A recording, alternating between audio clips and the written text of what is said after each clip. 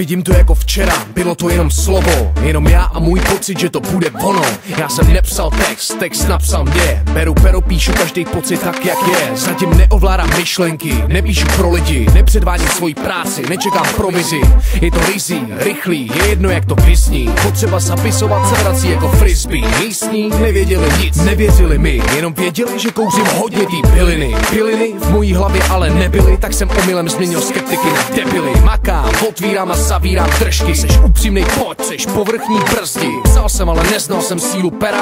Jsou to 2 roky a proto je to jako včera. Tohle není story, tohle je krátký sestřih. Za takovou chvíli bych žádnou story nestihl. Bylo to hned pár dní, pár nocí, pár slov otevřelo pár očí. Tohle není story, tohle je krátký sestřih. Za takovou chvíli bych žádnou story nestihl. Bylo to hned pár dní, pár nocí, pár slov otevřelo pár očí. Měl jsem tolik materiálu, že to nebylo hezký. Hovadnej rap, protože hovado nespí. Pokračoval jsem, dostal jsem povolení. Prej je to nový, silný a dost to sedí. Je to vzpoura, schopná stavět a bourat. Prej zbourám kouda, game bude over. Píšu to do ticha, píšu to každý den. Techniku na 2 roky rozebírám za týden. Začínám ovládat myšlenky, chytat to do ruky. Stíhat ty principy, skládat je dokupy. Postupy šlapou a čekám na produkci. Dostanu pár beatů, typ říká posluš si. Já jsem si posloužil, poslal jsem potřebu. Enemy zjistil, kdo je decentně popředu. On chtěl, já taky, tak jsme tady. Jste si jistý, že víte, co bude, jenom aby.